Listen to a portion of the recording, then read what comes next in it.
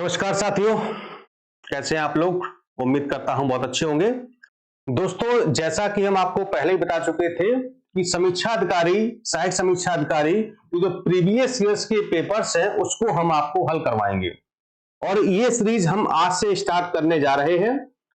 2023 तक का आपका आरओ का पेपर हो चुका है। हालांकि जो 11 फरवरी को पेपर हुआ था कैंसिल हो गया था, ठीक है, रद्द हो गया है और हिंदी जीएस दोनों हो गया था।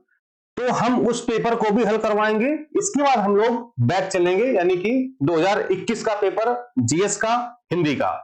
इसके बाद पहले प्री का होगा, फिर मेंस का होगा। इस तरह फिर 2017 का, 2016 का, 2014, 2013, 2010, इस तरीके से हम लोग प्री मेंस करके चलेंगे। यानी कि हमारी कोशिश ये रहेगी कि हर हफ्ते आपको हम एक पेपर हल करवाएंगे। कोशिश करेंगे कि प्रत्येक सप्ताह आपको हम 2 पेपर भी हल करवा दें, ठीक है। और ये जो आप देख रहे हैं यहां पर प्रमाणित विश्लेषण, यानी कि ये मूव कर रहा है, अच्छा, इस पर जो है हमारी टीम ने विशेष कार्य किया है और इसके जो प्रश्न हैं, जो भी प्रश्न पूछे गए हैं, उनके जो 4 विकल्प हैं जो सही है उस पर भी बात करेंगे और जो 3 विकल्प गलत हैं उनके बारे में भी बात करेंगे। उनके सराउंडिंग भी चलेंगे कि वो 3 विकल्प वो कहां से लिए गए हैं और वो किस तरीके से प्रश्न से संबंधित हैं। तो ये सारी, यानी कि उसका पूरा विश्लेषणात्मक हल किया जाएगा और जो भी चीजें होंगी ऑथेंटिक होंगी। साथ ही ये भी आपको उस दौरान बता दिया जाएगा कि ये प्रश्न कैसे हमारी परीक्षा से संबंधित है और इसके आगामी परीक्षा में किस प्रकार से, कैसे घुमा करके उसी टॉपिक से प्रश्न आपसे पूछा जा सकता है, ठीक है। इन सारे बिंदुओं पर बात करेंगे। यानी कि ये नहीं बस प्रश्न लिया, हाँ ये सही है ये गलत है, ऐसा नहीं। पूरे प्रश्न को एकदम से पूरा एकदम उसका विश्लेषण कर देंगे, यानी उसका डिसेक्शन कर देंगे कि आखिर ये प्रश्न कैसे बना है, ठीक है। और इस तरीके से हम लोग लगातार बैक चलेंगे 2023-21, जैसा कि आपको हम पहले ही बता चुके हैं, ठीक है। साथ ही जो हिंदी के प्रश्न पत्र हैं ऑब्जेक्टिव वाले, प्री और मेंस के, उन दोनों को भी हल करेंगे और हिंदी का पेपर भी उसी तरीके से हल किया जाएगा जैसे कि जीएस। यानी कि 4 विकल्प है कि निम्न से कौन सा तद्भव है या तत्सम है, जो भी है, और 3 है या नहीं है या क्यों नहीं है या क्यों है, इस पर भी हम लोग पूरी विस्तार से चर्चा करेंगे, ठीक है। तो इसके लिए हमने जो है हमारी टीम के जो बिल्कुल दमदार सदस्य हैं और बहुत ही उनके पास अनुभव है, बहुत नॉलेज है, अभिनव सर को मैंने ये जिम्मेदारी सौंपी है, क्योंकि वो इस जिम्मेदारी को बखूबी निभा सकते हैं। उनसे आप लोग पढ़ भी चुके हैं और वो आपको पढ़ा भी रहे हैं, करंट अफेयर्स पढ़ा रहे हैं, साथ में पीसीएस का पेपर भी उन्होंने बहुत अच्छी तरीके से हल करवाया था। बस वैसे ही इस पेपर को भी दमदार तरीके से वो हल करवाएंगे, ठीक है। तो आप लोग इस वीडियो को पूरा देखिए और जैसा भी आपके लगे, यानी कि वीडियो देखिए और जो आपके मन में आए वो आप लोग बताइएगा जरूर कमेंट के माध्यम से कि कैसा पेपर हल कराया गया है, क्या अच्छाइयां थी, क्या कमियां थी, किन चीजों को ऐड हम कर सकते हैं, ठीक है। तो जो अगला पेपर हल होगा वो उसी के अकॉर्डिंग आपको कराया जाएगा, ठीक है। तो चलिए सर को हम ये जिम्मेदारी देते हैं और सर अपना जो है प्रश्न आज का हल करवाएंगे। Okay, thank you. नमस्कार दोस्तों, आशा करते हैं कि आप सब बेहतर होंगे। मैं अभिनव श्रीवास्तव आप सभी का हार्दिक स्वागत करता हूं टीपी एजुकेयर के यूट्यूब मंच पर। दोस्तों, जैसा कि आपसे कमिटमेंट है, आज हम लोग स्टार्ट कर रहे हैं आरओ के जो प्रीवियस पेपर्स हैं उनके एनालिसिस का एक कार्यक्रम। और इस कार्यक्रम का एकमात्र उद्देश्य है कि आप लगातार आयोग के बदलते परीक्षा पैटर्न के हिसाब से न केवल अपनी तैयारी को आगे बढ़ा पाएं, बल्कि आयोग की मांग के हिसाब से भी आप जीएस के सभी पक्षों, सभी विषयों के साथ पूरा न्याय कर पाएं। और इसी दिशा में हमारा ये प्रयास है। तो चलिए बिना किसी देरी के स्टार्टिंग करते हैं आज के सेशन की। सबसे पहले आपके सामने जो क्वेश्चन नजर आ रहा है दोस्तों, ये क्वेश्चन साइंस से रिलेटेड है, यानी विज्ञान से संबंधित है। कह रहा है कि स्टेटमेंट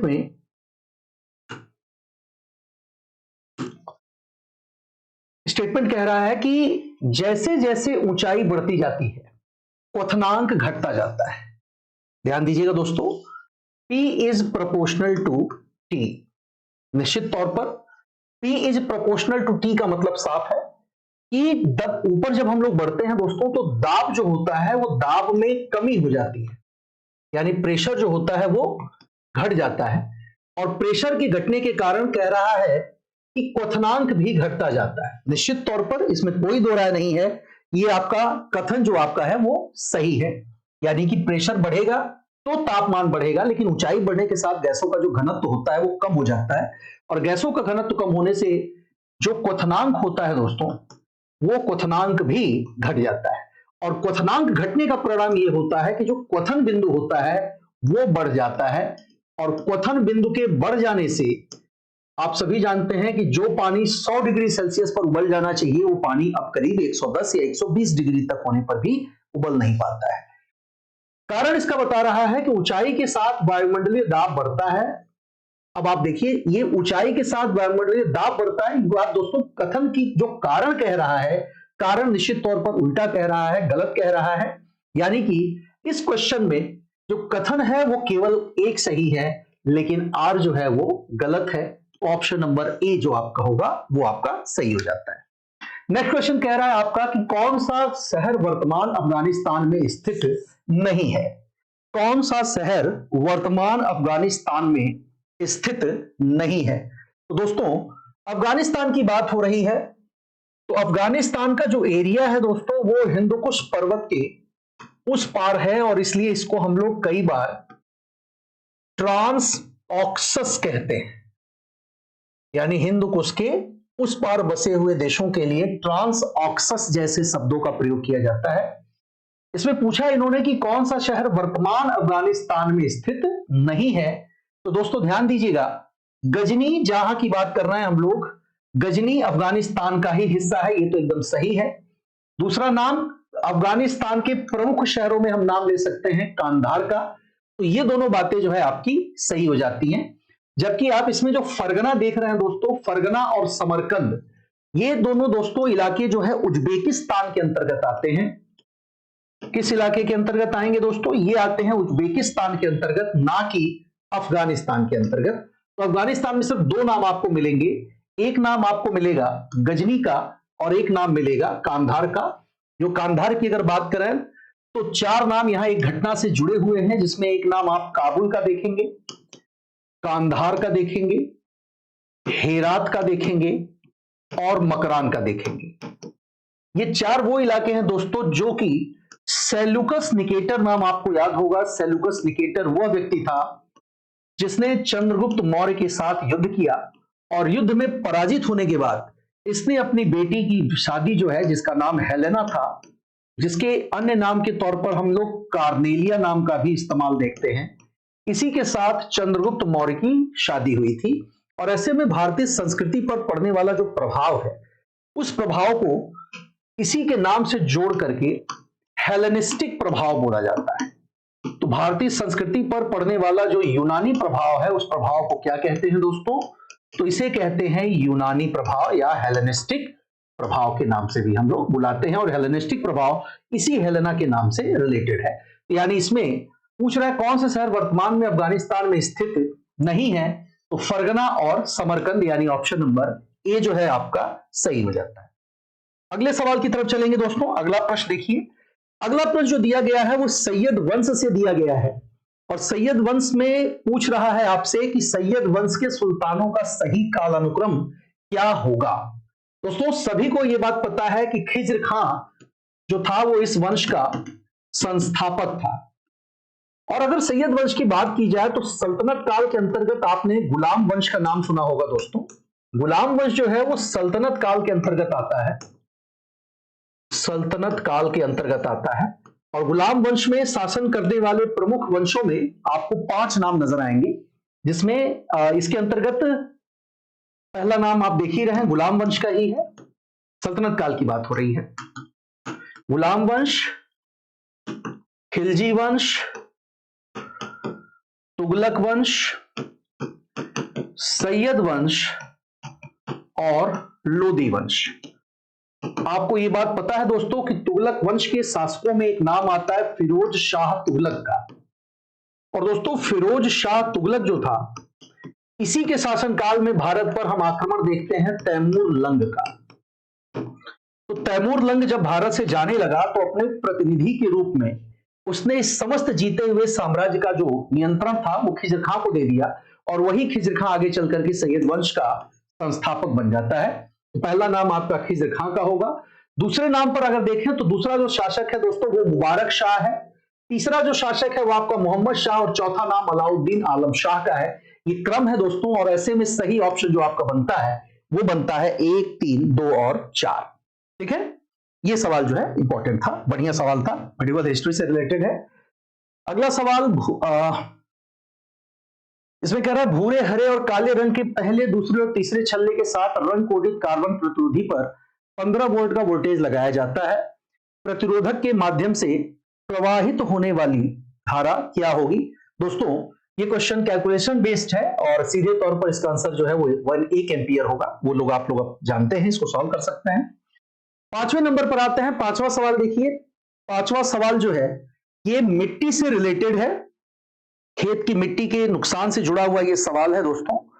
और इस क्वेश्चन में देखिए क्या पूछ रहा है। कह रहा है कि निम्नलिखित प्रकार के क्षरण पर विचार करें तथा इस प्रकार के क्षरण के कारण खेत से मिट्टी के नुकसान के बढ़ते क्रम के संदर्भ में सही क्रम को आपको व्यवस्थित करना है। तो सबसे पहले देखते हैं दोस्तों, यहां पर खेत से मिट्टी के नुकसान के बढ़ते क्रम के संदर्भ में सही क्रम को व्यवस्थित करने की बात कर रहा है। ये सबसे पहले जो है इसमें बौछारी क्षरण की बात की जाती है दोस्तों, यानी कि वर्षा आदि के कारण जो क्षरण होता है मिट्टी में उसकी बात कर सकते हैं। फिर चौथे नंबर पर परत दर परत बौछारी क्षरण के कारण लेयर जो होती हैं वो आपकी समाप्त होती जाएंगी। फिर आपका जो अगला पॉइंट इसमें है वो आपका नलिका क्षरण होगा, और लास्ट में अपर्दनात्मक क्रियाएं जो है, यानी इसमें सही जो आंसर लिया जाएगा वो आपका बी ऑप्शन लिया जाता है। अगला सवाल देखते हैं। भारत के महान्यायवादी के संदर्भ में ये सवाल आपसे पूछ रहा है कि भारत का जो महान्यायवादी है उसके बारे में आप कथनों पर विचार करिए।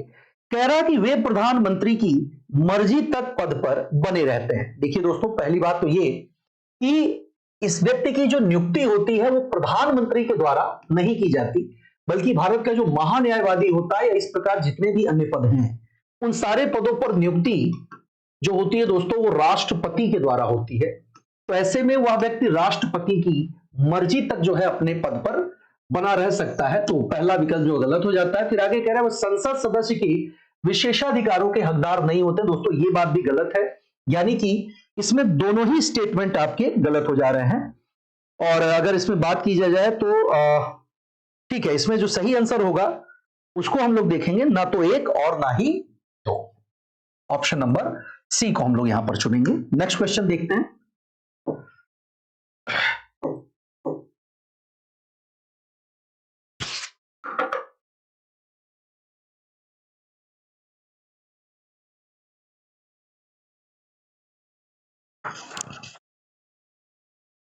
चलिए दोस्तों 7वें सवाल पर आते हैं। स्विमिंग पूल के वास्तविक गहराई से कम गहरा प्रतीत होने का कारण। देखिए दोस्तों, समझने वाली बात है।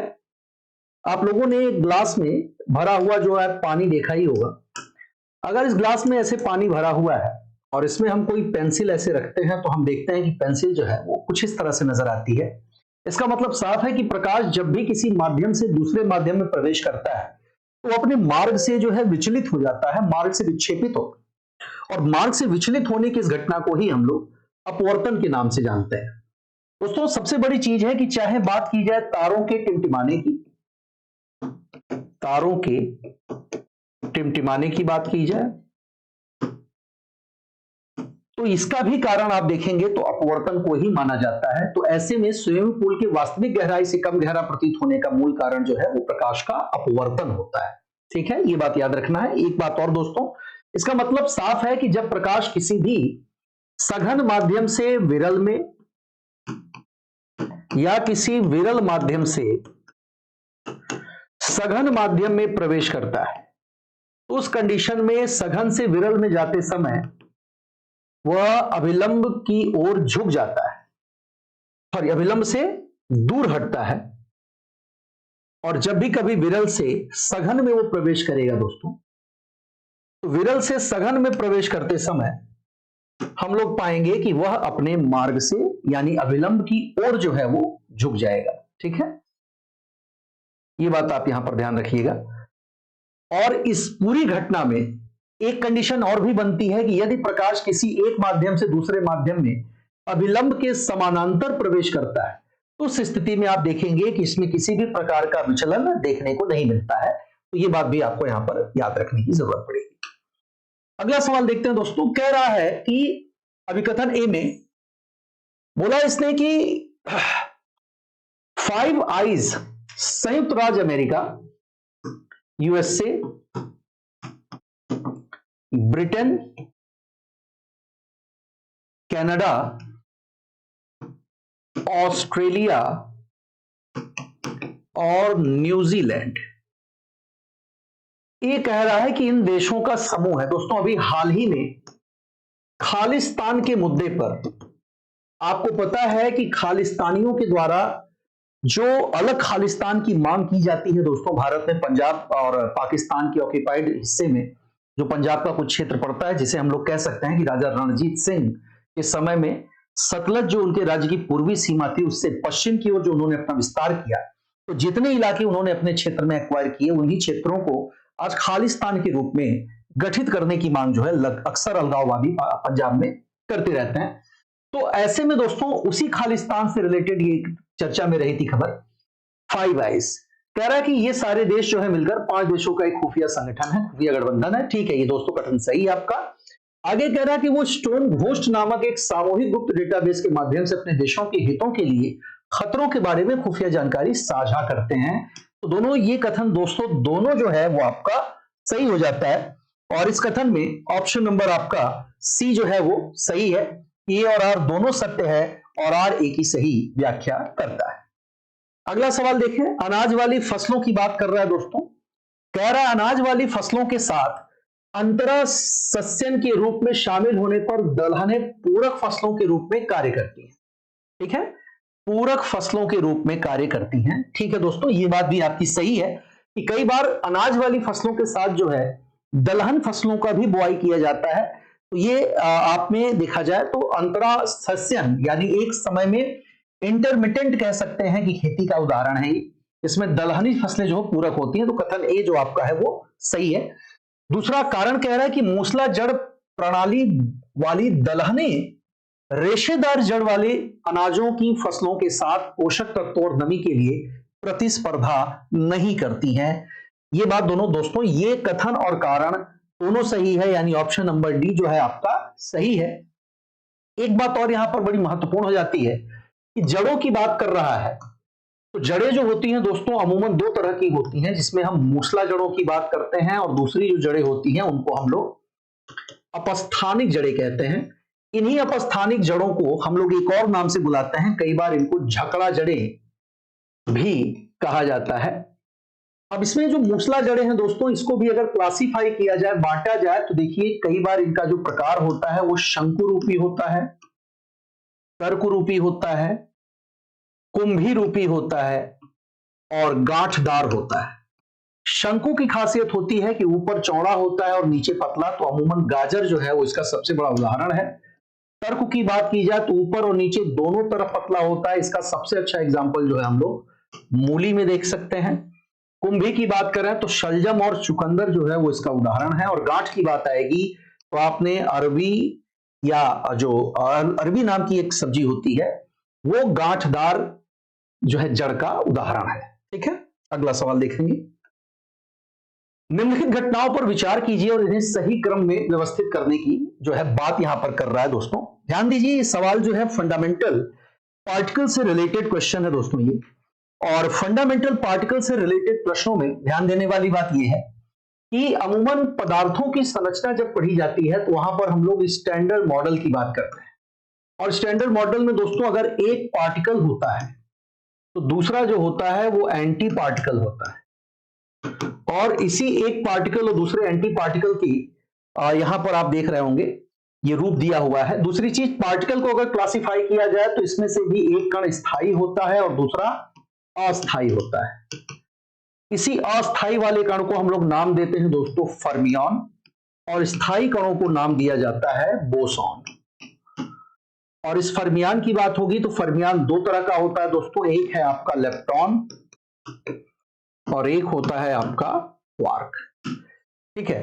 और जबकि बोसान की बात की जाए तो इसमें एक आपका कण होता है और दूसरा इसका एंटी पार्टिकल या प्रतिकण होता है। तो इस आधार पर ये चार नाम आपके सामने दिए गए हैं और आपको इनके खोज का क्रम जो है वो आपको बताना है। ठीक है, क्वेश्चन नंबर 10 हम लोग देख रहे हैं।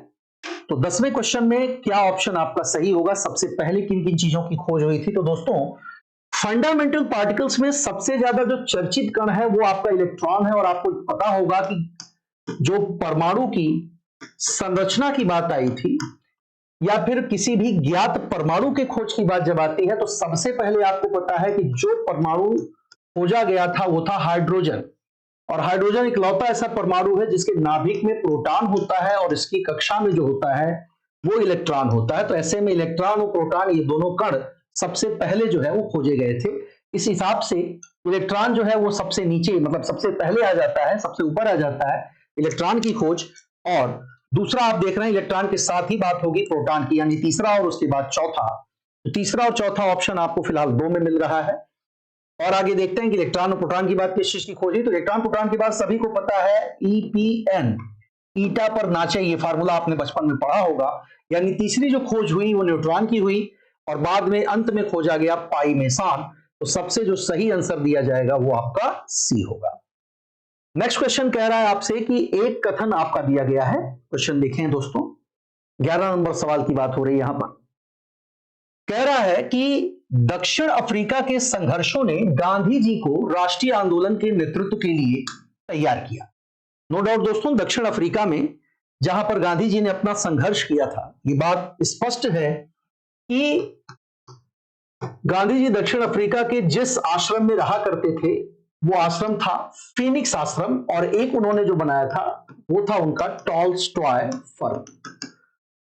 ये दो नाम जो है बड़े चर्चित हैं। ये दोनों ही गांधी जी के दक्षिण अफ्रीका में स्थापित किए गए आश्रमों में गिना जाता है।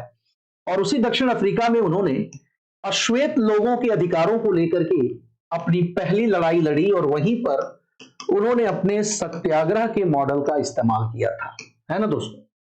तो निश्चित तौर पर गांधी जी को उन्हीं संघर्षों ने तैयार किया, ये बात जो है सही है। फिर अगला कह रहा है कि दक्षिण अफ्रीका में भारतीयों के जुझारूपन को देखकर गांधी जी को यह विश्वास हो गया था कि भारतीय जनता किसी उद्देश्य के लिए जुझारू संघर्ष और बलिदान के लिए तैयार हो जाएगी। दोस्तों, ये कथन जो है आपका देखा जाए तो सही तो है, लेकिन कथन RA की जो है वो सही व्याख्या नहीं करता है। कारण ये कि जब वो भारत लौटे तो उनके राजनैतिक गुरु थे गोपाल कृष्ण गोखले।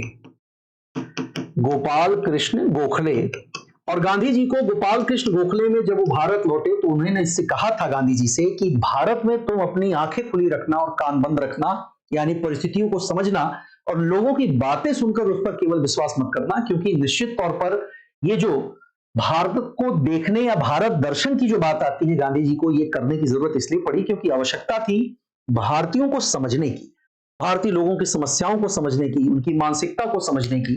तो ऐसे में दोस्तों, भारतीयों के लिए जुझारूपन को लेकर के दक्षिण अफ्रीका में गांधी जी का आश्वस्त होना ये कथन को सेटिस्फाई नहीं करता है पूरी तरह से, अपनी जगह सही हो सकता है भले ही। तो हम ऑप्शन नंबर सी को यहां पर चुन रहे हैं। 13 नंबर सवाल में आते हैं दोस्तों। 13 नंबर सवाल जो है ये कुछ प्रमुख पुस्तकों और उससे जुड़े लेखक का जो है नाम आपको यहां पर दिया गया है। इसमें आपको कौन सा कथन चुनना है? देखिए दोस्तों, पहला कथन जय वर्मा सिंह की बात आती है। जय वर्मा सिंह जो है निश्चित तौर पर रेलवे बोर्ड की पहले महिला अध्यक्ष है, कुछ किताबों और कुछ पदों से जुड़ा हुआ है। ये रेलवे बोर्ड की पहली महिला अध्यक्ष हैं जय वर्मा सिंह। दूसरा नाम मनोज नाथ का आता है दोस्तों। मनोज नाथ जो है ये किताब के लेखक हैं और किताब है टेल्स फ्रॉम बनाना रिपब्लिक, यानी कि बनाना रिपब्लिक पुस्तक के लेखक जो हैं ये आपके मनोज नाथ हैं। श्रेया थविसिन की अगर बात की जाए सी ऑप्शन में, तो श्रेया थविसिन जो है वो थाईलैंड के PM है। दरअसल श्रेया थविसिन ये नाम थोड़ा सा मिसप्रिंट लग रहा है। और चौथा डॉक्टर मोहम्मद मोइज्जू की बात करें तो ये मोहम्मद मोइज्जू वही है मालदीव के राष्ट्रपति जिन्होंने भारत के साथ अपने संबंधों को लगभग खराब करने में कोई कसर नहीं छोड़ी थी। लेकिन ये तो दोनों देशों के राजनयिकों और विपक्षी पार्टी का दबाव था उनके ऊपर कि उन्हें पीछे हटना पड़ा। और फिलहाल अभी हाल के दिनों में जब उन्होंने भारत की यात्रा की तो अपने में वो अपनी ओर से डैमेज कंट्रोल करते हुए नजर आए, और ये दर्शाता है कि भारत की विदेश नीति को फिलहाल उनके विरोधी भी, उनके क्रिटिक्स भी मानने के लिए बाध्य है। तो ऑप्शन नंबर जो इसमें सही है वो आपका सी ऑप्शन आपका सही है। अगला सवाल देखिए, ये सवाल जो है अनुसंधान संस्थान उससे जुड़े शहरों से रिलेटेड है दोस्तों, कि कौन अनुसंधान संस्थान किस शहर से जुड़ा हुआ है। पहला कह रहा है शुष्क वन अनुसंधान संस्थान, कह रहा है कि नीचे दिए गए 4 युग्मों में से कितने युग्म सही सुमेलित हैं। शुष्क वन अनुसंधान संस्थान जोधपुर, देखिए वन अनुसंधान संस्थान नहीं है दोस्तों, ये CAZRI है, इसे हम central arid zone research institute के नाम से जानते हैं। Central arid zone research institute, इसे हम लोग केंद्रीय सूखा प्रवण क्षेत्र शोध संस्थान के तौर पर देखेंगे तो ये ज्यादा सही है। फिर अगला कह रहा है कि हिमालय वन अनुसंधान संस्थान, हिमालय वन अनुसंधान संस्थान, इन्होंने यहां पर देहरादून दिया हुआ है, तो निश्चित तौर पर ये देहरादून नहीं है दोस्तों, ये शिमला है। वर्षा वन अनुसंधान संस्थान जोरहाट, और चौथा दिया है उष्ण कटिबंधीय वन अनुसंधान संस्थान जबलपुर। तो इन्होंने पूछा है कि कितने युग्म सही सुमेलित हैं। दोस्तों इसमें सही सुमेलित युग्मों की अगर बात की जाए तो देखिए यहां हो सकता है आपसे कि कैजरी वाला जो पॉइंट उन्होंने यहां पर स्पष्ट किया है उसको अगर देखा जाए तो हो सकता है, मान लेते हैं कि 1 के आधार पर ये उसको सही मानना है, तो यहां पर जो सही ऑप्शन है वो 3, 1, 2 और 3 नाम जो है आपको निकल करके सामने आ रहे हैं, तो बिल्कुल ऑप्शन नंबर आपका डी सही है। क्वेश्चन नंबर 15 देखते हैं दोस्तों। क्वेश्चन नंबर 15 जो है ये सेमी परमिएबल मेम्ब्रेन से जुड़ा हुआ है, अर्धपारगम्य झिल्ली से रिलेटेड ये आपका सवाल है। देखिए क्या कह रहा है इसमें, कह रहा है कि यदि एक अर्धपारगम्य झिल्ली विलायक और विलयन के बीच रख दी जाए तो विलायक के अणु इस झिल्ली में से निकलकर शुद्ध विलायक से विलयन की ओर प्रवाहित हो जाएंगे। बिल्कुल एक बात सही कह रहा है दोस्तों, यानी कि अगर अर्धपारगम्य झिल्ली को सेमी परमिएबल मेम्ब्रेन को किसी विलायक और विलयन के बीच रखा जाए तो विलायक के अणु, जो विलायक का मतलब है साफ तौर पर जो सॉल्युबल है, जो घुल सकता है, वो उससे होकर के विलयन की ओर प्रवाहित हो जाएंगे। बिल्कुल पहला सही कह रहा है। फिर दूसरा कह रहा है विलायक के प्रवाह की यह प्रक्रिया प्रतिलोम परासरण कहलाती है।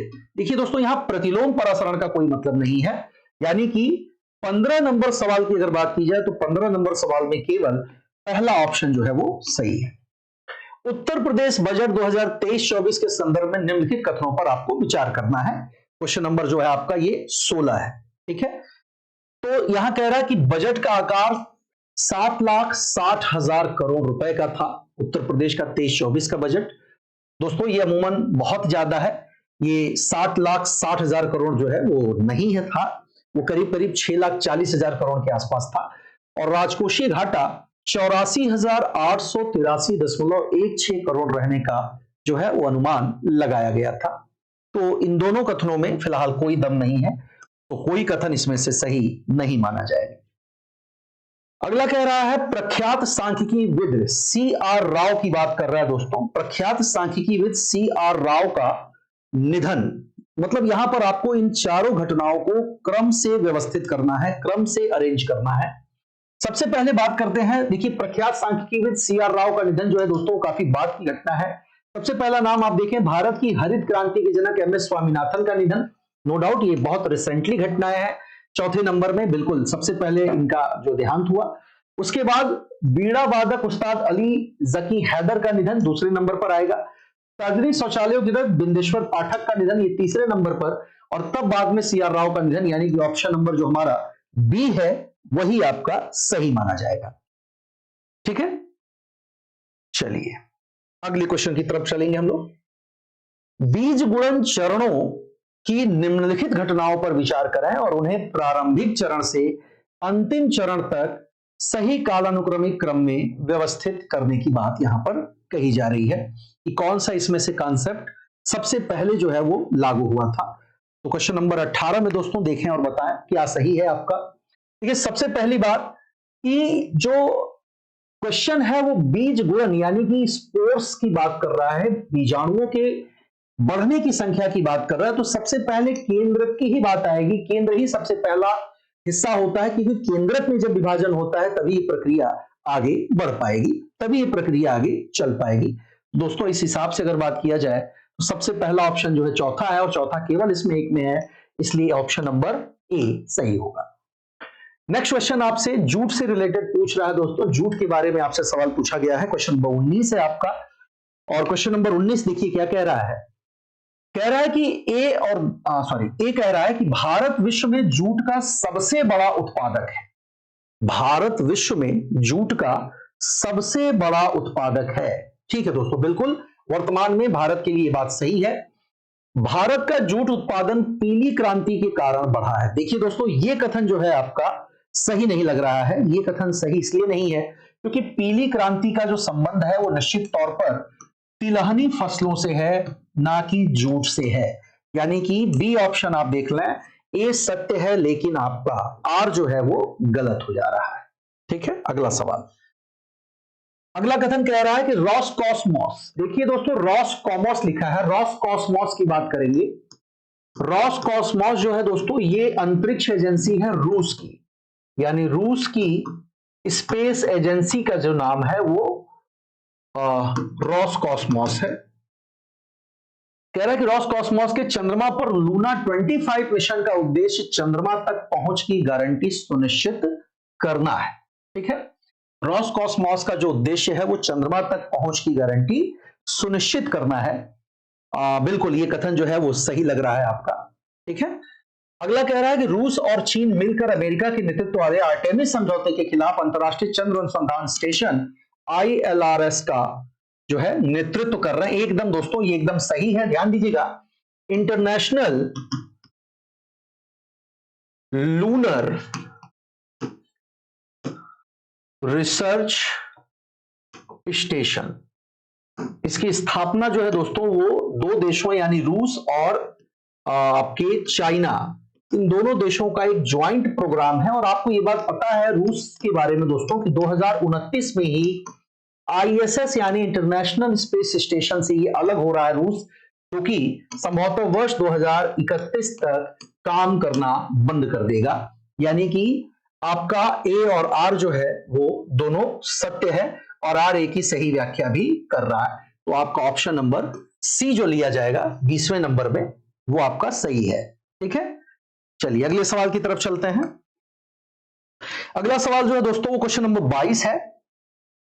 22 नंबर कह रहा है आपका, ध्यान दीजिएगा यहां पर कुछ क्वेश्चंस मैथ्स के हैं जिनको हम लोगों ने स्किप किया है क्योंकि यहां क्वेश्चन और पूरी तरह से ये क्लास समर्पित है जनरल स्टडीज के लिए। तो हम लोग जो डिस्कशन कर रहे हैं वो जनरल स्टडीज के ही क्वेश्चन पर हम लोग ज्यादा कर रहे हैं। कह रहा है कि दो कथन दिए गए जिसमें एक को अभिकथन ए और एक को अभिकथन दो कहा गया है। सर्दियों से जुड़ा हुआ सवाल है। कह रहा है कथन ए में कि सर्दी के मौसम में भारत का अधिकांश भाग शुष्क रहता है। ठीक है, बिल्कुल दोस्तों एकदम सही है कि सर्दी के मौसम में भारत का अधिकांश भाग शुष्क रहता है, यानी कथन आपका सही कह रहा है। फिर कारण कह रहा है कि शीत ऋतु के दौरान देश के अधिकांश भाग उत्तर पूर्वी व्यापारिक हवाओं के प्रभाव में रहते हैं। उत्तर पूर्वी व्यापारिक हवाओं के प्रभाव में रहते हैं। बिल्कुल दोस्तों दोनों ही कथन आपके सही हैं, यानी ऑप्शन नंबर ए और आर दोनों सत्य है और आर ए की सही व्याख्या करता है, एकदम सही है। अगला सवाल जोड़ा बनाना है दोस्तों, ये नृत्य है और ये अगला जो इसमें पॉइंट दिया गया है वो संबंधित राज्य के बारे में दिया गया है कि कौन सा नृत्य जो है वो किस राज्य में होता है। सबसे पहला कह रहा है भरतनाट्यम। दोस्तों सभी को पता है भरतनाट्यम तमिलनाडु से रिलेटेड है। कुचिपुड़ी की बात आएगी तो कुचिपुड़ी जो है दोस्तों वो आंध्र प्रदेश से जुड़ा हुआ है। सत्रिया की बात आएगी तो सत्रिया नृत्य जो है वो असम से जुड़ा है और कथक जो है उत्तर प्रदेश से जुड़ा हुआ है, यानी ऑप्शन नंबर आपका ए सही है। नेक्स्ट क्वेश्चन उत्तर प्रदेश के चारकुला नृत्य के संबंध में कथन पूछ रहा है। 24 नंबर सवाल है आपका। कह रहा है कि यह उत्तर प्रदेश के अवध क्षेत्र में किया जाने वाला नृत्य है। और दूसरा कह रहा है कि इस नृत्य में पर्दा ढके महिलाएं अपने सिर पर बड़े बहुस्तरीय गोलाकार लकड़ी के पिरामिडों को संतुलित करती हैं और कृष्ण के गीतों पर नृत्य करती हैं। ये कथन जो है चरकुला नृत्य के बारे में है दोस्तों। चरकुला नृत्य में कौन सा सही है? तो दोस्तों ऐसा है कि इसमें मूल रूप से अवध क्षेत्र में ना होकर अमूमन ये नृत्य ब्रज क्षेत्र से रिलेटेड है, यानी इसमें ऑप्शन नंबर केवल 2 सही होगा, डी ऑप्शन आपका सही होगा। उत्तर प्रदेश के चरकुला नृत्य से जुड़ा हुआ। अगला सवाल देखते हैं। ठीक है, क्वेश्चन नंबर 26 पर भी बात कर लेते हैं दोस्तों। क्वेश्चन नंबर 26 क्या कह रहा है, चलिए इसको भी देख लेते हैं। क्वेश्चन नंबर 26 में इन्होंने पूछा है कि हिमालय के उत्तरी ढलानों पर दक्षिणी ढलानों की तुलना में अधिक घना वनस्पतिक आवरण जो है वो पाया जाता है। ये कथन ए आपसे कह रहा है कि आपका हिमालय के क्षेत्रों में, देखिए दोस्तों, सबसे बड़ी बात कि हिमालय के उत्तरी ढलानों पर दक्षिणी ढलानों की तुलना में अधिक घना वानस्पतिक आवरण है। देखिए, इसको समझने के लिए हमें ज्योग्राफी में कई बार पर्वतों और क्षेत्र की संबंधित भौगोलिक विशेषताओं के बारे में पता होना चाहिए। दोस्तों, इसमें पहला जो स्टेटमेंट है वो उतना सही नहीं है, क्योंकि रीजन ये होगा, यहां पर ए गलत होगा, किंतु अगला आर क्या कह रहा है कि हिमालय के दक्षिणी ढलानों पर उत्तरी ढलानों की तुलना में अधिक वर्षा होती है। ये बात दोस्तों लौटते हुए मानसून की बात अगर करें तो काफी हद तक ये सही बात कहता है, क्योंकि लौटता हुआ मानसून जो है ये दक्षिणी ढलानों पर अधिक वर्षा का कारण बनता है बजाय कि उत्तरी ढलानों की तुलना में। तो ऐसे में दोस्तों इसका स्टेटमेंट बी जो है यानी ए गलत है और आर सही है। अगला सवाल भी आपका इतिहास से जुड़ा हुआ है, जिसमें कथन कह रहा है कि संवाद कौमुदी एक बंगाली साप्ताहिक था जिसके संपादक जो थे वो राजा राम मोहन राय थे। संवाद कौमुदी से जुड़ा हुआ सवाल जो है वो आपसे पूछा जा रहा है। दूसरा कह रहा है कि विधवा जलाने की प्रथा की निंदा करते हुए उनके लेख इसमें प्रकाशित हुए थे। देखिए दोस्तों, एकदम सही बात है।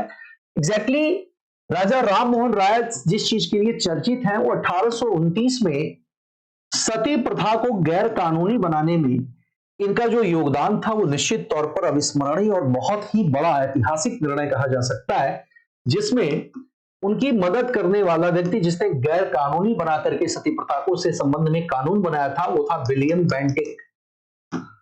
ये नाम जो है हम लोग इसका ले रहे हैं, विलियम बेंटिक का।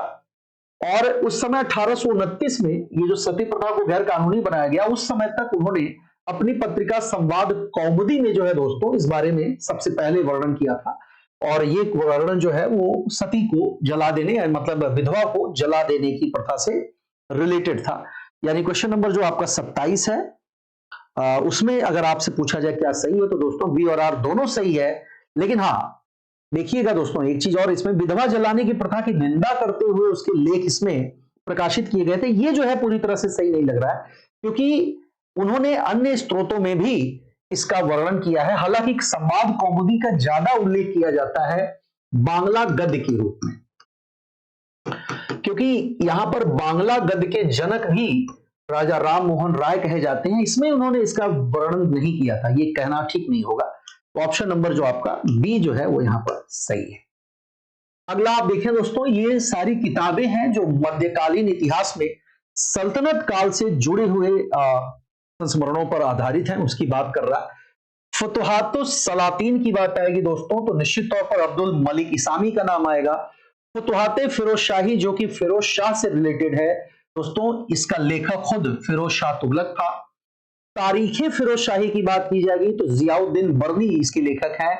और खनैज उल फुतूह की बात आएगी तो ये लेखन जो है अमीर खुसरो ने किया है। ऑप्शन नंबर जो सी होगा वो सही होगा। 29 नंबर प्रश्न कह रहा है आपका, कथन ए देखें, बंद शीशे की खिड़कियों और दरवाजों वाली कार में यात्रा करते समय व्यक्ति आकाशीय बिजली के आघात से सुरक्षित रहते हैं। निश्चित तौर पर यह सवाल जो है सही लग रहा है, कथन सही है, क्योंकि इंसुलेटर की तरह काम करता है दोस्तों। गाड़ी की जो बॉडी होती है उसका जो बाहरी हिस्सा होता है वो इंसुलेटर की तरह काम करता है। बिल्कुल ऐसे में अंदर बैठे व्यक्ति तक जो आघात है वो नहीं पहुंचता। तो कथन ये सही लग रहा है।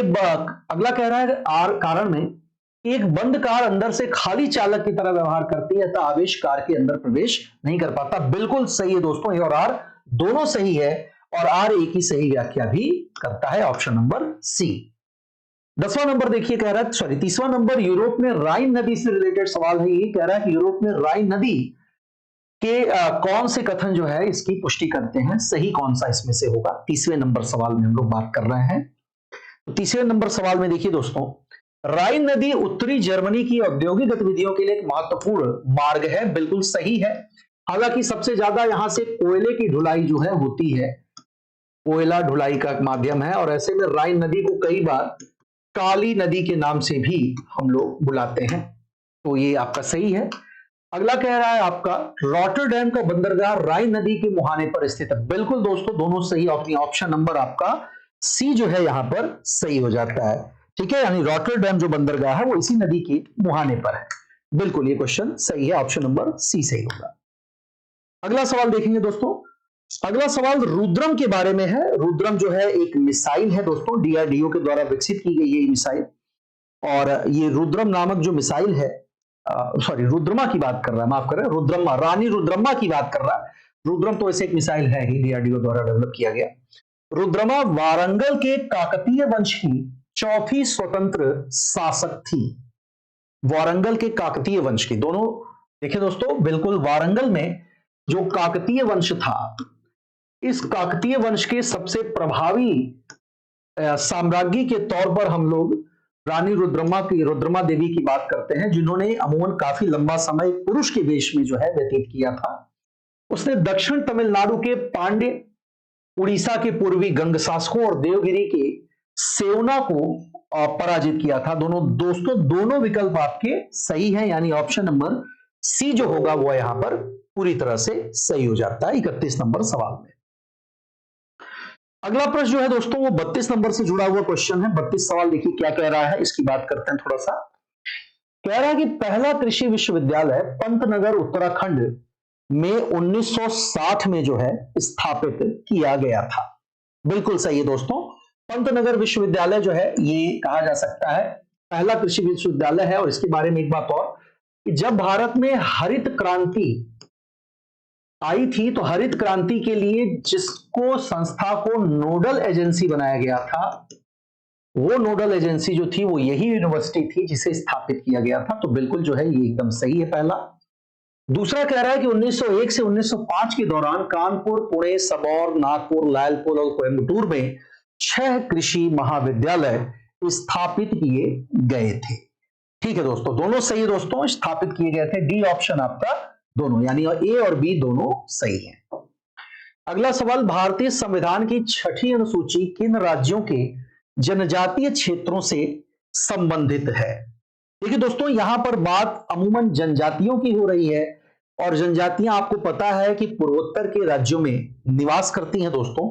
और पूर्वोत्तर के राज्यों में जिन राज्यों से 6ठी अनुसूची जुड़ी हुई है उसमें असम, मेघालय, त्रिपुरा और मिजोरम, इन चारों का ही नाम लिया जाता है। अगर अरुणाचल प्रदेश की बात करें तो अरुणाचल प्रदेश को दोस्तों इसका पुराना नाम जो पूछता है कभी कभी वो नेफा है, और नेफा को हम लोग नॉर्थ अटलांटिक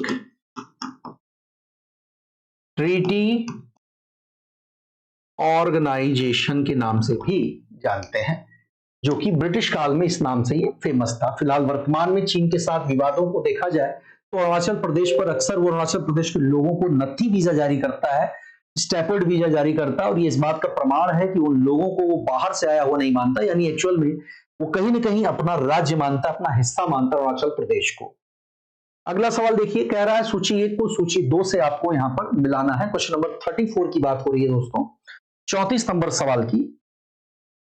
चाइना की बात हो रही है। पहला कह रहा है हम ग्वांगजू एशियाई खेल 2023 में प्राप्त पदकों की संख्या है। ये दोस्तों अलग अलग राज्यों से जुड़े हुए पदकों की संख्या के आधार पर आपसे ये सवाल पूछा गया है। देखिए दोस्तों, पहला चीन की बात आएगी तो चीन ने 383 जीते थे, ये आपका सही है। जापान की बात आएगी तो जापान के पास 107 है, ये भी आपका सही है। कोरिया गणराज्य की अगर बात करें तो कोरिया गणराज्य ने जो इसमें जीता वो 188 जीता, और भारत ने जो इसमें जीता वो आपका 190 जो है पुरस्कार जो भारत में जीते थे। ग्वांगजू खेल की बात हो रही है, यानी इसमें 34 नंबर सवाल में जो ऑप्शन आपका सही माना जाएगा वो ए माना जाना चाहिए। ठीक है, अगले सवाल पर आते हैं। सूची 1 को 2 से मिलाना, ये भी विटामिन से जुड़ा हुआ है दोस्तों। विटामिन यानी कि एक तरफ आप देख ही रहे हैं विटामिन का नाम दिया है, और दूसरी तरफ दिया गया है कि जिस बीमारी के लिए ये विटामिन जिम्मेदार होते हैं उन कारणों की बात आपसे यहां पर की जा रही है। क्वेश्चन नंबर 35 की हम लोग बात कर रहे हैं। देखिए दोस्तों, पहला जो है आपका विटामिन सी, सभी को पता है कि स्कर्वी का कारण है, क्योंकि स्कर्वी नाम जो पड़ा है दोस्तों वो नाम पड़ा है एस्कॉर्बिक एसिड से, एस्कॉर्बिक एसिड से। और इसे कई बार नाविकों का विटामिन भी कहा जाता है। क्योंकि इसमें मसूड़ों से खून आने की जो घटना है वो सबसे ज्यादा यहां पर देखी जाती है। तो आपका ए का चौथा है। अगला कह रहा है आपका इसमें फॉलिक एसिड दोस्तों, तो फॉलिक एसिड जो है, फॉलिक एसिड और आयरन, ये दोनों गोलियां जो दी जाती हैं वो एनीमिया में दी जाती हैं। एनीमिया यानी कि खून की कमी, जो कि अमूमन अगर पूछता है कि कितने प्रकार की होती है तो एनीमिया 4 प्रकार की होती है। पहले वाले में जो नाम है उसे हम लोग कहते हैं दोस्तों हाशियाकार रक्ताल्पता, इसे सिकल सेल एनीमिया के नाम से जाना जाता है। दूसरा होता है आपका पर्णासी रक्ताल्पता, पर्नीशियस एनीमिया। तीसरा होता है, इसे कहते हैं थैलेसीमिया, जिसमें आरबीसी की संख्या घट जाती है। और चौथा होता है सेप्टिसीमिया, जिसे रुधिर विषाक्तता के नाम से भी जाना जाता है। तो ये 4 नाम जो हैं जुड़े हुए हैं। तो ऑप्शन नंबर आपका बी है, यानी कि बी का आपका तीसरा। सी है विटामिन ए। विटामिन ए सभी को पता है रेटिनॉल नाम है और रतौंधी से जुड़ा हुआ है। और विटामिन बी1 जो है ये आपका बेरी बेरी का कारण बनता है। तो बी ऑप्शन आपका सही हो जाएगा। अगला सवाल 36 नंबर, उत्तर प्रदेश के संदर्भ में ये सवाल आपसे पूछा जा रहा है दोस्तों। उत्तर प्रदेश के बारे में ये प्रश्न पूछ रहा है, कह रहा है कि पूर्व माध्यमिक शिक्षा की आयु जो है वो 3 से 5 वर्ष निर्धारित की गई है। बिल्कुल दोस्तों, ये एकदम सही है कि 3 से 5 वर्ष जो है वो पूर्व माध्यमिक शिक्षा की आयु जो है वो निर्धारित की गई है। जबकि आगे कह रहा है कि प्राथमिक शिक्षा की आयु जो है वो 6 से 11 वर्ष निर्धारित है। निम्नलिखित कथनों को आपको चुनना है। 36 नंबर सवाल की बात हो रही है दोस्तों यहाँ पर, 36 नंबर क्वेश्चन की। तीसरा कह रहा है, इसमें आपसे पूछ रहा है कि दोनों में आपको बताना है कि कौन सा सही और कौन सा गलत है। बिल्कुल दोस्तों, प्राथमिक शिक्षा की आयु जो है 6 से 11 वर्ष है और पूर्व प्राथमिक शिक्षा की आयु 3 से 12, यानी कि डी ऑप्शन, ए और बी दोनों सही है। भारत में कोयला खनन की घटनाओं से जुड़े सवालों पर बात करते हैं। कह रहा है कि रानीगंज में कोयले का प्रथम उत्पादन हुआ। ठीक है दोस्तों, एकदम सही है। कोयला रानीगंज पश्चिम बंगाल की बात हो रही है, तो प्रथम कोयला उत्खनन वहां से स्टार्ट हुआ था, एकदम सही है। दूसरा है आपका कोल इंडिया लिमिटेड की स्थापना। तीसरा कह रहा है कोयला खदानों का राष्ट्रीयकरण। और चौथा है राष्ट्रीय कोयला विकास निगम की स्थापना। दोनों दोस्तों देखिए, पहली बात तो सबसे पहले रानीगंज में कोयला का खनन हुआ, उसके बाद हम लोगों ने राष्ट्रीय कोयला विकास निगम यानी नेशनल कोल डेवलपमेंट जो कॉरपोरेशन है उसकी स्थापना की थी, ये दूसरे नंबर पर आ जाएगा। फिर बात आएगी तीसरा, तो कोयला खदानों का राष्ट्रीयकरण किया गया। और बाद में कोल इंडिया लिमिटेड, जो कि अमूमन हमारे देश की नवरत्न कंपनियों में से एक माना जाता है, वो ऑप्शन आपका डी में आकर के सही होता है। 38 नंबर सवाल देखिए। 38 नंबर सवाल में कह रहा है, कथन का आपका क्या कह रहा है? कथन कह रहा है दोस्तों को विश्वतीय बायोम सबसे घना और सर्वाधिक जो है आपका जैव भार वाला वन बायोम है। बिल्कुल दोस्तों, विषुवत रेखीय अगर बात की जाए तो इस सर्किल में आपको पता है कि वर्ष भर सूरज की किरणें जो है वो सीधी पड़ती हैं इस सर्किल में। और ऐसे में यहाँ की गर्मी के कारण यहाँ पर वाष्पोत्सर्जन की जो घटना है वो घटना भी इस क्षेत्र में सबसे ज्यादा होती है। और चूंकि ऊपर पहुंच करके वाष्पोत्सर्जन के बाद जो जलवाष्प ऊपर पहुंचता है उसमें बहुत तेजी से संघनन की घटना, कंडेंसेशन की घटना होती है। और उस कंडेंसेशन के कारण जो है यहाँ पर बादल बनते हैं। और चूंकि तापमान ज्यादा है इसलिए वर्षा भी यहाँ पर ज्यादा होती है। और वर्षा होने के कारण इस क्षेत्र में जो जैव विविधता है, जो बायोडायवर्सिटी है, वो इस सर्किल में सबसे ज्यादा जो है वो पाई जाती है। तो बिल्कुल ये कथन आपका सही लग रहा है। विषुवतीय वन क्षेत्र में वर्ष भर उच्च वर्षा एवं उच्च तापमान होता है। देखिए दोस्तों, एक्चुअल में इन दोनों ही बातों की बात कर सकते हैं हम लोग, दोनों स्टेटमेंट सही हैं, लेकिन निश्चित तौर पर इससे कोई सीधा संबंध नहीं है। तो आप यहां पर 38 नंबर में क्या चुनाव करेंगे दोस्तों? तो ए और आर दोनों सही है, लेकिन आर ई की सही व्याख्या जो है वो नहीं कर रहा है। ठीक है, चलिए अगले सवाल पर आते हैं। बंकिम चंद्र चटर्जी के संदर्भ में निम्नलिखित कथनों पर विचार कीजिए। कह रहा है कि वह कलकत्ता विश्वविद्यालय के प्रथम स्नातक थे। 39 नंबर सवाल है दोस्तों, वह कलकत्ता विश्वविद्यालय के प्रथम स्नातक थे। बिल्कुल बंकिम चंद्र चटर्जी के बारे में ये पहला कथन सही है। अगला कह रहा है सीताराम उनका अंतिम उपन्यास था। नहीं दोस्तों, सीताराम उनका अंतिम उपन्यास नहीं है, यानी ऑप्शन केवल बात कर रहे हैं तो एक जो है वो सही है। अगला प्रश्न आप देखिए, घटनाओं से जुड़ा हुआ है, बात हो रही है बैंकों के राष्ट्रीयकरण के बारे में। तो ये क्रम आपको बताना है, बैंकों का राष्ट्रीयकरण, बैंकों के राष्ट्रीयकरण का दूसरा चरण, क्षेत्रीय ग्रामीण बैंकों की स्थापना और नाबार्ड की स्थापना। तो दोस्तों नाबार्ड की स्थापना 1972 में हुई थी, सभी को पता है, जिसे हम लोग national bank for national bank for agricultural and rural development है। तो निश्चित तौर पर 1972 में स्थापना हुई, जबकि 1975 में जो दोस्तों लीड बैंक योजना के अंतर्गत हम लोगों ने सामुदायिक विकास के लिए ग्रामीण बैंकों की स्थापना का जो है कार्य किया गया। बैंकों के राष्ट्रीयकरण का दूसरा चरण। तो इस आधार पर अगर बात की जाए कि कौन सा क्रम जो है आपका इसमें सही है, तो आप समझ सकते हैं कौन सा क्रम सही है, जोड़ा बना करके देख सकते हैं दोस्तों। निश्चित तौर पर सबसे पहला राष्ट्रीयकरण का प्रथम चरण 1949 में, और फिर दूसरा नाम आप यहां पर देखेंगे बैंकों के राष्ट्रीयकरण से रिलेटेड ही सवाल आपसे पूछा जा रहा है। तो बताइए दोस्तों कौन सा क्रम आपका 40 नंबर सवाल में सही हो सकता है। तो फिलहाल सही जो है वो आपका 1 3 2 4 है, यानी सबसे पहले बैंकों का राष्ट्रीयकरण किया गया, फिर क्षेत्रीय ग्रामीण बैंकों की स्थापना हुई, फिर बैंकों के राष्ट्रीयकरण का दूसरा चरण आया, और बाद में हम लोगों ने स्थापना की यहां पर नाबार्ड की।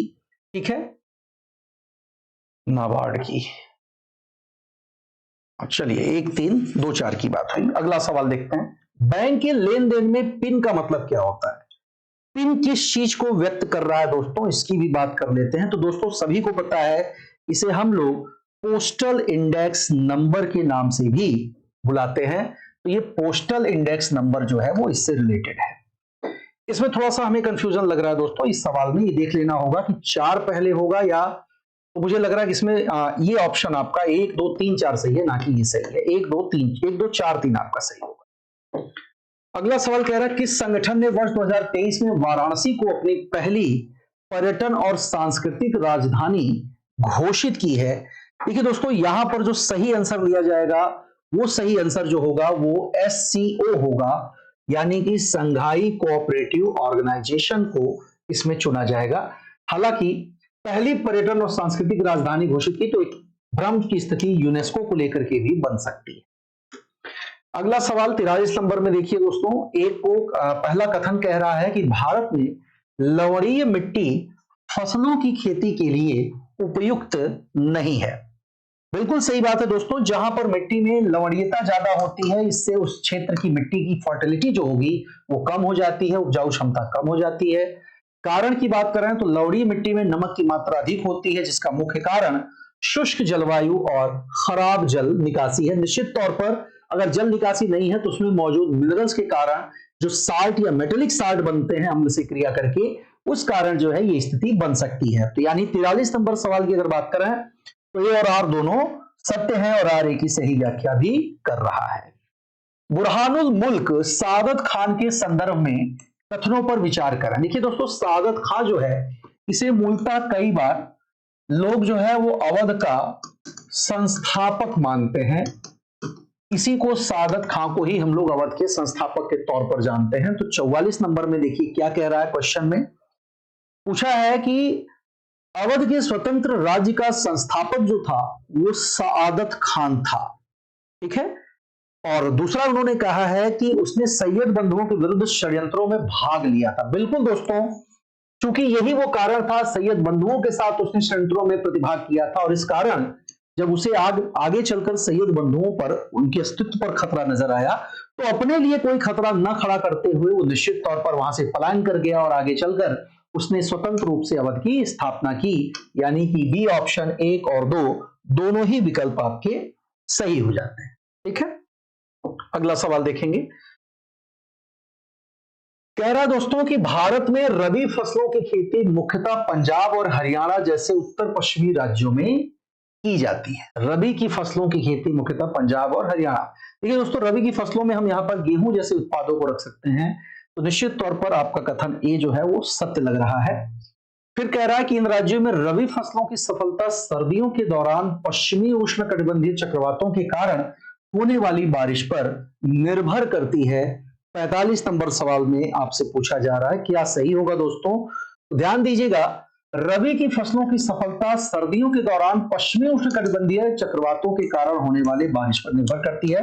दोस्तों इस तरह की वर्षा विशेष तौर पर देखा जाए तो पश्चिमी विक्षोभ के कारण तो फिर भी ठीक है, लेकिन ना कि उष्णकटिबंधीय चक्रवातों के कारण। तो यह आर कथन जो है वो आपका गलत हो जाता है, यानी कथन ए सत्य है लेकिन आर असत्य है, तो ऑप्शन नंबर सी की बात करेंगे।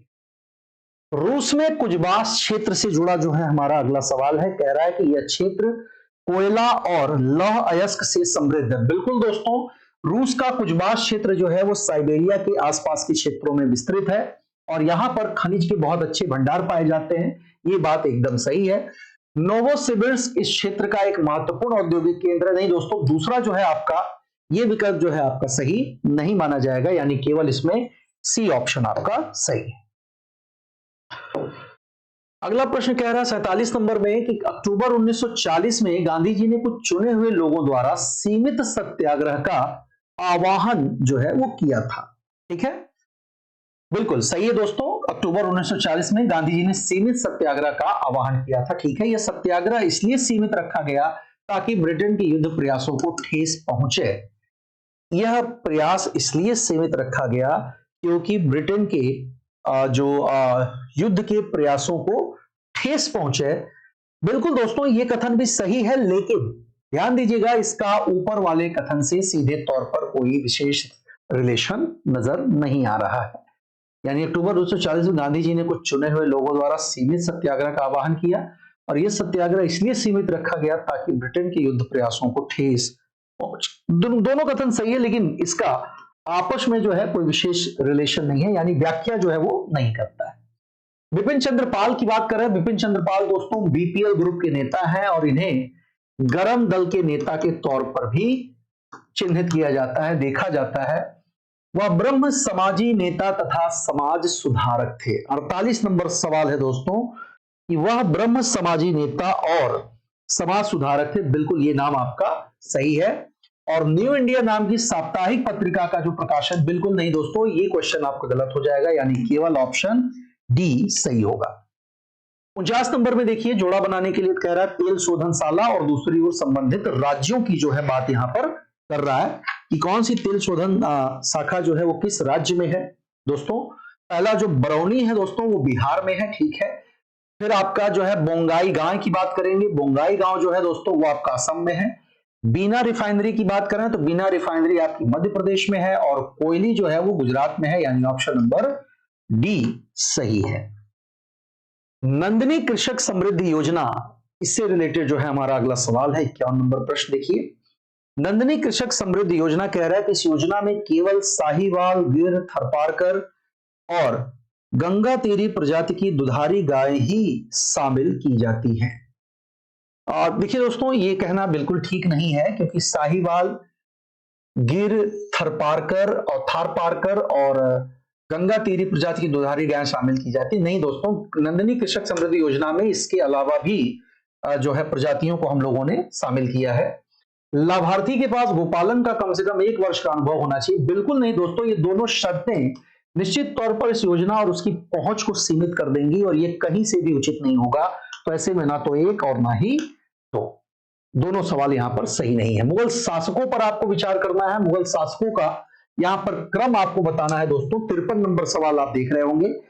53 नंबर सवाल में कौन सा विकल्प आपका सही होगा दोस्तों? तो देखिए दोस्तों, स्पष्ट है कि औरंगजेब की मृत्यु जब 1707 में हुई तो सबसे पहले उसका जो बेटा था जिसका नाम था मुअज्जम, और ये मुअज्जम जो है बहादुर शाह के नाम से, बहादुर शाह फर्स्ट के नाम से गद्दी पर बैठा था। इसके बाद गद्दी मिलती है जहांदार शाह को दोस्तों। जहांदार शाह के बाद ये गद्दी हड़प लिया जाता है फर्रुख सियर द्वारा, और फर्रुख सियर के बाद हालांकि बीच में 2 नाम और आते हैं सैयद बंधुओं की मदद से, जिसमें रफीउद्दर्जात और रफीउद्दौला का नाम आता है, लेकिन उनके बाद जिनको गद्दी मिली वो मोहम्मद शाह थे। तो ऐसे में जो सही ऑप्शन आपको मिलेगा वो ऑप्शन आपका कौन सा होना चाहिए? चलिए बताइए। तो बहादुर शाह, जहांदार शाह, फर्रुख सियर। बहादुर शाह 3, जहांदार शाह 2 और फर्रुख सियर 3, 2, 1। 3, 2, 1 निश्चित तौर पर ए ऑप्शन जो है आपका 53 नंबर सवाल में सही है। ठीक है, अगला सवाल देखिए। अगला सवाल जो जुड़ा हुआ है दोस्तों, स्कंदावर्त, चालू अनुपात, अम्ल परख अनुपात और सकल विनियोजित पूंजी। दोस्तों ये क्वेश्चन इकोनॉमी का है और इकोनॉमी का ये क्वेश्चन निश्चित तौर पर एक बेहद ही इंपॉर्टेंट और कॉन्सेप्चुअल चीज से जुड़ा हुआ है।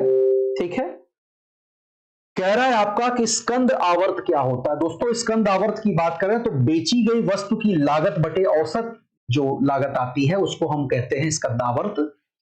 फिर चालू अनुपात की बात कर रहे हैं। चालू अनुपात जो होता है दोस्तों वो आपका चालू संपत्ति बटे चालू दायित्व होता है। अम्ल परख अनुपात की बात करेंगे सी ऑप्शन में, सी ऑप्शन तरल संपत्ति बटे चालू दायित्व की बात होगी। और सकल विनियोजित पूंजी अगर निकालना है तो सकल विनियोजित पूंजी ब्याज एवं कर से पूर्व लाभ बटे कुल संपत्ति के आधार पर हम निकालेंगे। यानी कि 54 नंबर जो आपका सवाल है दोस्तों, 54 नंबर के क्वेश्चन में ऑप्शन जो होगा वो ए होगा। अगला प्रश्न देखिए, भारतीय संविधान की प्रस्तावना में उल्लिखित बातों की ओर संकेत कर रहा है कि कौन सा जो है वो सही है। तो मुझे लगता है कि बताने की जरूरत नहीं है दोस्तों कि संपूर्ण प्रभुत्व संपन्न, समाजवादी, पंथ निरपेक्ष और लोकतंत्रात्मक, ये शब्द जो है यहां पर संपूर्ण प्रभुत्व संपन्न बी ऑप्शन को जो है यहां पर ज्यादा ऑथेंटिक और सही माना जाएगा। अगला सवाल जो है पंचायती राज यानी कि कहीं ना कहीं कि हमारे लोकतांत्रिक व्यवस्था में शासन प्रणाली के तीसरे स्तर की ओर जो संकेत करता हुआ ये सवाल है। पंचायती राज के संदर्भ में कौन सा कथन सही है। पहला कह रहा है पंचायत समिति और जिला परिषद प्रत्यक्ष निर्वाचन सदस्यों से गठित होते हैं। गलत है जवाब दोस्तों। पंचायत समिति और जिला परिषद जो होता है वो अप्रत्यक्ष होता है। पंचायत स्तर चुनाव लड़ने की न्यूनतम आयु 18 वर्ष है। जी नहीं दोस्तों, यहां पर भी हम आगे बढ़ेंगे। फिर अगला सवाल आपसे पूछ रहा है कि पंचायती राज संस्थाओं का चुनाव राज्य चुनाव आयोग के पर्यवेक्षण में होता है और चौथा उपरोक्त में से कोई नहीं। तो बिल्कुल दोस्तों ये ऑप्शन सी जो है वो आपका सही है कि इसके संबंध में जो राज्य चुनाव आयुक्त है, चुनाव का जो राज्य चुनाव आयुक्त या आयोग होता है उसी की निगरानी में ये काम किया जाता है। एगमार्क जो है दोस्तों ये कहीं ना कहीं उत्पादों, खाद्य उत्पादों के प्रमाणीकरण से संबंधित है। ऑप्शन देखिए क्या कह रहा है कि एगमार्क कृषि उत्पादों की गुणवत्ता का सूचक है। बिल्कुल सही है।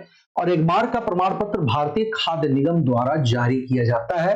नहीं दोस्तों, ये अमूमन FSSAI के द्वारा जो है ये जारी किया जाएगा। तो इसमें ऑप्शन में केवल एक होगा। उत्तर प्रदेश के संदर्भ में कथनों पर कौन सा कथन आपका जो है सही है वो आपको बताना है। 58 नंबर सवाल आप देख सकते हैं, कौन सा कथन आपका यहां पर सही है।